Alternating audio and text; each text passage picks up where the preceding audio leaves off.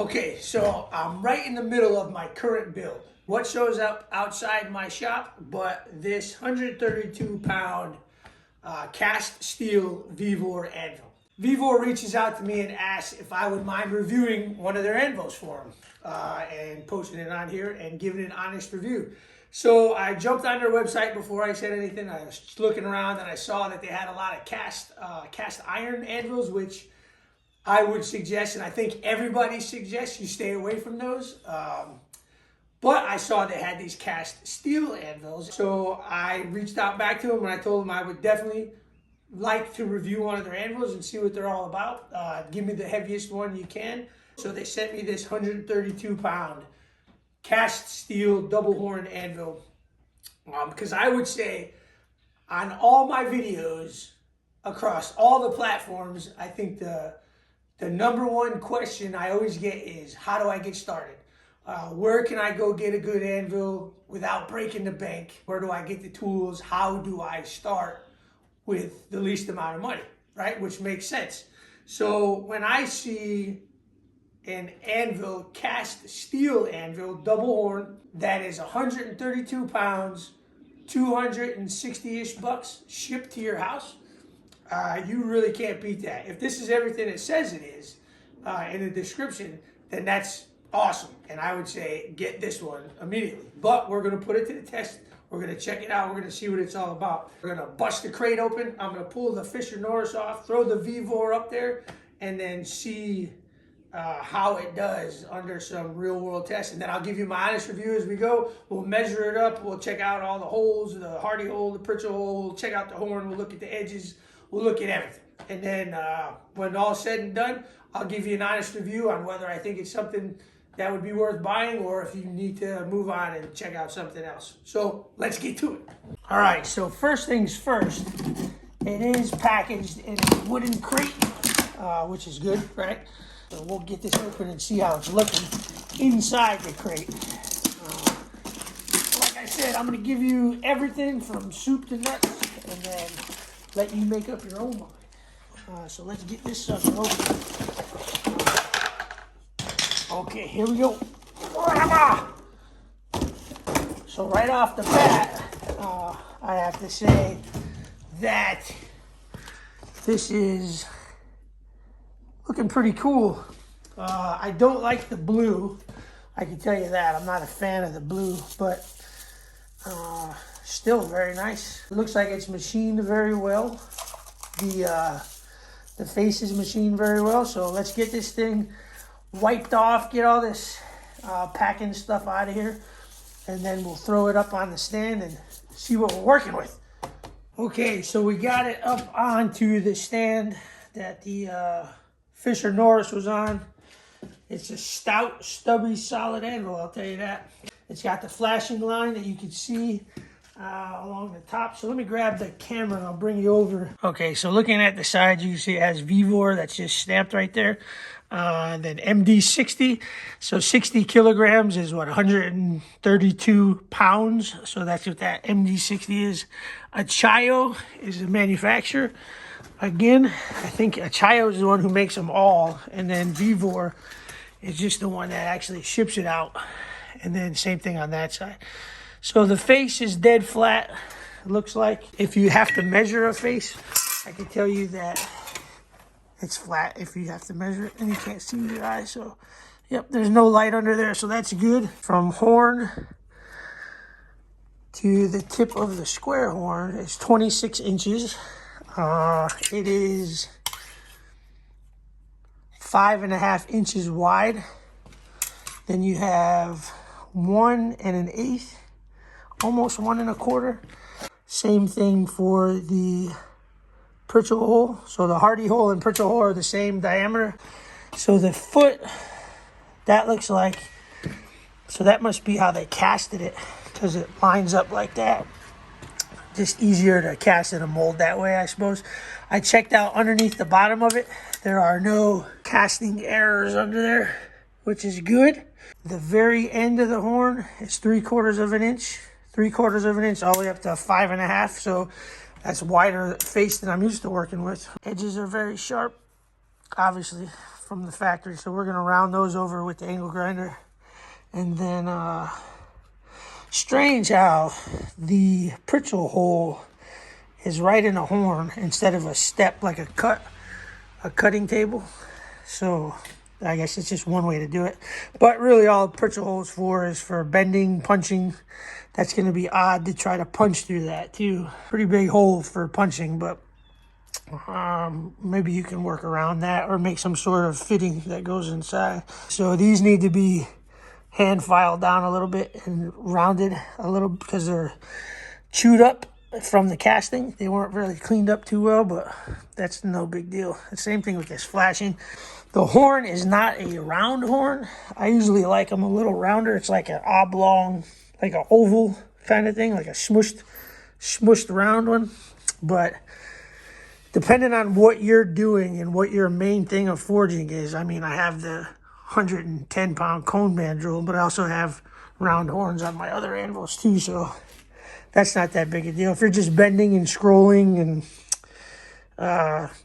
you're not really trying to make anything perfectly round, then you really don't need that. But you could always shape that up some to try to do it. But again, I don't do that. But if you're like a artist blacksmith doing scrolls or handle eyes and stuff like that, then maybe you would want something a little rounder than that. But so far it's looking pretty cool. It's pretty stout there. Let's hear it. It's definitely got a ring to it. For reference, this is the Paragon. And again, that's secured down. This one's only wedged in there. It actually fit in there perfectly, but that's the Paragon. Not too much of a difference. So let's fire up the gas forge and then maybe make like a hook or something along those lines and then see what we're working with. So what I'm going to do is take some welding magnets and I'm going to slap them up under. Hear that ring? Now watch. It takes that ring right out of there.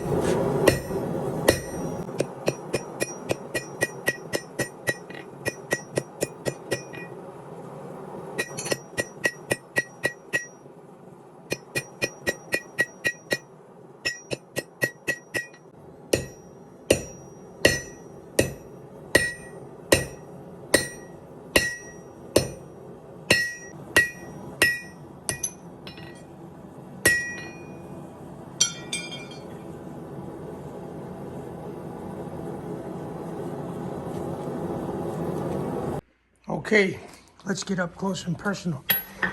So you saw that I did 5/8 rebar with a 4-pound sledge right there.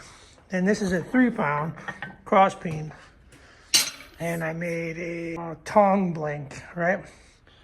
out of some 3/8 bar. So, or 3/8 rod, a square rod, square bar. So we got, I did have a couple missed strikes too, because I was swinging that 4-pound sledge harder than I probably should have, but it literally did nothing. So it looks like there's something there, but there is literally the smallest of divots there. I beat on the edge, nothing, no damage there whatsoever. I had a missed strike right here somewhere, didn't do anything. There is one little, tiny little curl right there. I don't know for a fact that that wasn't there when I started, but I forged heavy all the way over the edge. Nothing, no deformation. That little tiny little divot, you can see it because of the ring light, the LED light. But when you go to feel it, it's literally hardly anything at all there. So anyway, all in all, would I recommend this? Yeah, 100%. So I've been forging for 15 years, right?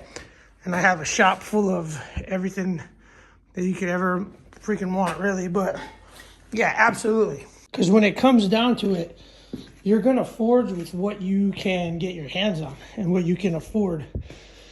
Will that hold up for 100 plus years? I don't know. I have no idea. I can say that, yes, those will, because they've been around that long. This one right now, I really have nothing that I could say bad about it. I'm going to keep using it. You'll see it in a lot of my videos. I am going to take the blue paint off it because I don't like the blue paint. But other than that, I mean, it really has nothing to do with anything. But yeah, highly recommend. Check it out. Try it out. If you're a brand new smith, get one. Yes. If you're an old smith, pick one of these up. It's $250, $260. Pick it up, try it out, see for yourself. I think you'll be pleasantly surprised. Well, there you have it. Do I think it's worth it? 132-pound cast steel anvil for $260 shipped to your door? Yeah, I think it's worth it. Yeah, absolutely. Like I said, I'm going to keep forging on this thing. I'm going to do some big stuff on it. Maybe even forge some axes, forge some swords over the top of it. See how it does. I need to sit it up a little higher. But definitely worth a shot. Like I said, if you're a new smith, yeah, grab it. It's legit. If you're an old smith and or a tool snob, right? You got tool snobs out there. I got the good ones. I wish I had one of these when I started instead of my track anvil, right? Which a lot of us do have. Nothing wrong with that. You work with what you got. I mean, back in the day, they used to beat a rock into another rock with hot metal in between it, right? Rocks used to be anvils back in the day. And then soft iron would be the anvil back in the day, right? And they got all those amazing works done. So yeah, definitely grab one. Try it out. Use the link. You'll get 5% off. Helps you out. And you're getting a pretty good anvil out of the deal, right? So, like I said, I'll keep working over the top of it. If any issues do arise, I will do a video immediately and let you know. But as of right now, yeah, I recommend it.